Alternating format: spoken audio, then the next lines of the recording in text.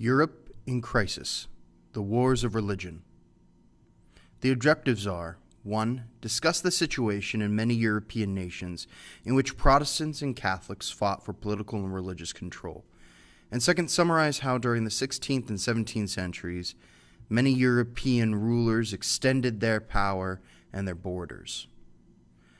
Now, the explosion of religious fervor that had occurred during the Protestant Reformation, particularly under Lutheranism and the new Calvinism, had really reached a political head. Yes, in Germany, some sense of peace began to emerge after the decision to allow the individual princes to decide their own religious views. But the Protestant Reformation will have a wide scope in many different countries, not just in Germany. So by 1560, Calvinism and Catholicism had become highly militant, combative, violent religions. And this was underpinned by their theological view that they were absolutely right and that the other side was really a part and parcel of the demonic battle occurring in the world, that somehow the other side were minions of Satan. Now, the aggressive wars emerged during this time, and they were trying to win converts and eliminate each other's authority, both politically and religiously. And so this translated into conflicts throughout Europe, but particularly in France. And this translated into economic, social, and political forces that were really at war with each other, not so much for the religious end, though this is a context in which this is occurring, but really the battle was around a new elite and a new aristocracy that was using the religion and the idea of a new religious authority to dismantle the old established religious political authority. And so this really is an economic, social, and political battle, much more than it is a religious one. But of course, there is no parsing out of religion from the other kind of aspects of the society. Now, the French Civil Wars, known as the French Wars of Religion, from 1562 to 1598, raged over this issue. And the French kings persecuted Protestants because they are traditionally deep-rooted Catholics. Now, the Huguenots were the French Protestants influenced by John Calvin. They're much like, I guess in a certain sense, a French Calvinist. But this is really the view that the Huguenots really latched onto, is the Calvin teachings of predestination. Here we see a Huguenot cross on the screen with the fleur-de-lis and the dove, which is a symbol of the Holy Spirit. So the concept that they're being guided by the Spirit in this religious view and political conflict. Now, there were an extreme Catholic group of people, an extreme Catholic party known as the Ultra-Catholics, which these people were strongly opposed to the Huguenots, such that bloody violence would emerge in reaction to their presence. And these are really the powers at play, as these extremist Protestant groups and these extremist Catholic groups who have translated their religious conflict into true, tangible battle. So the religious wars and those who fought in them sought political and economic gain, new political authority, kingship, all of these sorts of layers that are occurring in this war, not just for religious dominance, but for power and gain. Now, one of the main figures in this is Henry of Navarre. He is the political leader of the Huguenots. He is a member of the Bourbon dynasty, so an elite family that has some claim to the throne, and inevitably does succeed in gaining the French throne, and he becomes Henry IV. Now, here's the significance, that while he was a Huguenot and battled and raged through fighting to gain control of the French throne, once he reaches the French throne, he converted to Catholicism to solidify his reign. Now, in some senses, we might say, well, was he only pretending to be a Huguenot so that he could use this political conflict for his benefit? That's a possibility. Another is that he converted to Catholicism for political reasons, though he was a Huguenot at heart. It's unclear, but what is certainly the case here is that religion is being used as a political tool in this situation. Now, what's interesting, though, is that after he converts to Catholicism, he solidifies his control, solidifies his reign over France. He issued the Edict of Nantes in 1598, which is an incredible hallmark of a law for France. In it recognized Catholicism as the official religion of France, but gave the Huguenots the right to worship. So there now was no political underpinning for the persecution that was going on throughout France. And so perhaps this was Henry's motive for gaining the throne. But this will change the context in France. But what's going on in Spain? Philip II is also a highly militant Catholic, wanting to eradicate Protestantism through violent means. And so King Philip of Spain, whom was the son and heir of Charles V, he ushered in an age of Spanish greatness, both politically and culturally. And through this political time and through the economic wealth that they have spilling out of their colonies, he will use this for a true military tactical approach to dealing with Protestantism. And the empire, of course, included the Netherlands, possessions in Italy, and the Americas, which made him and Spain incredibly wealthy and incredibly powerful. Now, he was a very strict Catholic, and he insisted on strict conformity to Catholicism, not just in Spain itself, but in any of the territories that he had control over.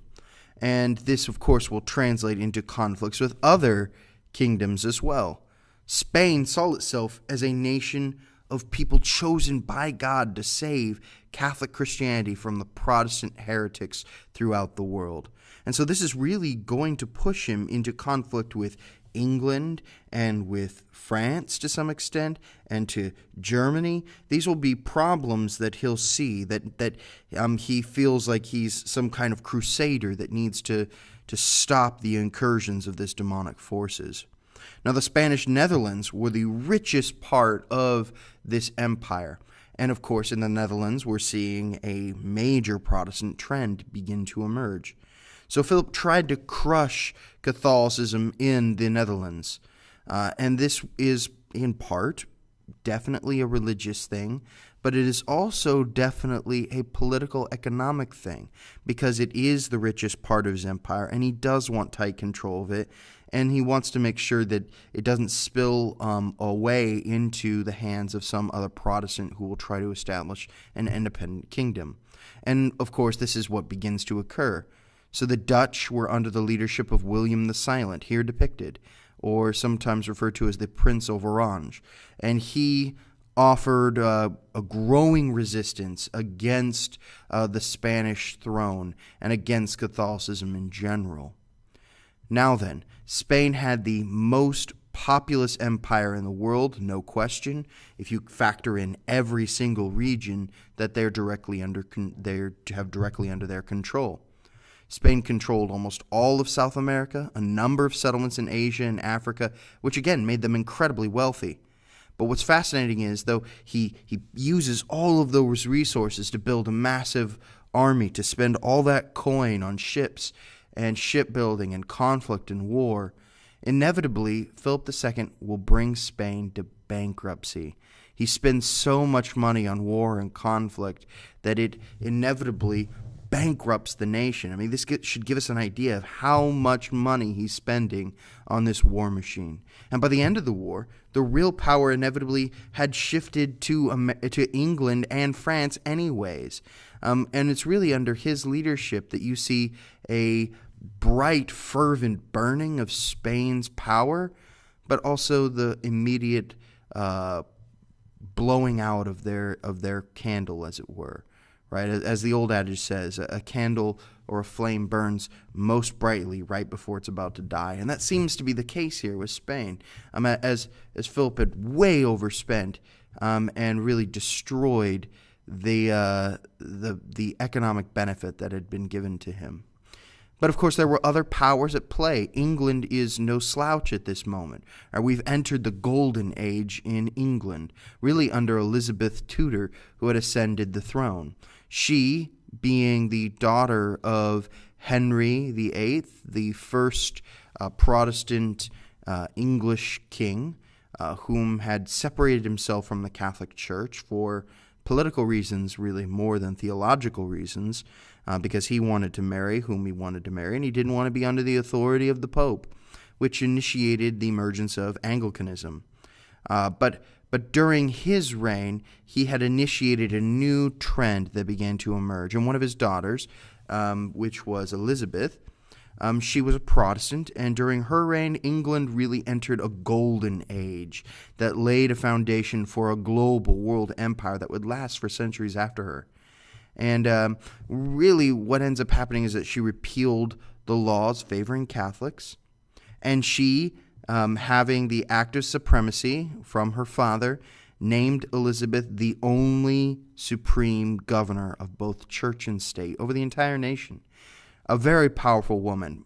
It was a scandal to be sure, and there were definitely naysayers having a queen at the throne, and many people wanted her to marry so that a man would ascend to the throne and that she would take her rightful place, quote unquote, as the queen, as the woman to the side.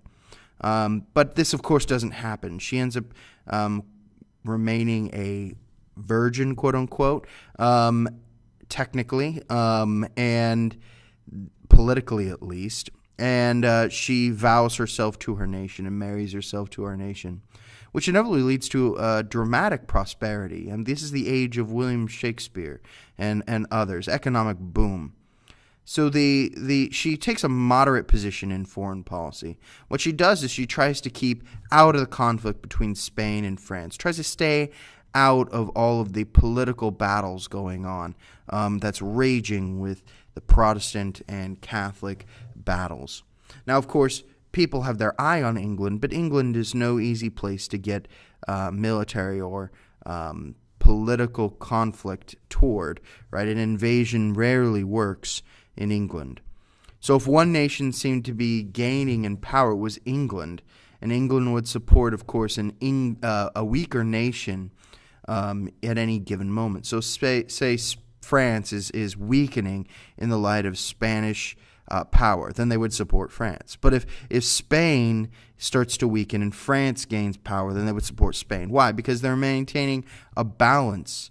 The idea is that if any one doesn't gain ultimate power, then that ultimate power would never actually invade England itself. Now, Philip does inevitably attempt to overthrow England with a massive armada that he had spent a huge portion of the Spanish coin on.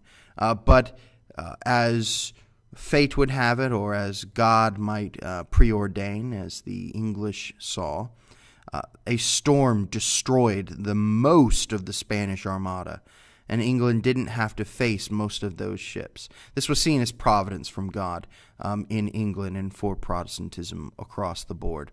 And so this really crippled Philip's position and the war machine that was trying to destroy Protestantism and bolster Catholicism politically. Our objectives were, 1, discuss the situation in many European nations in which Protestants and Catholics fought for political and religious control. And 2, summarize how during the 16th and 17th centuries many European rulers extended their power and their borders.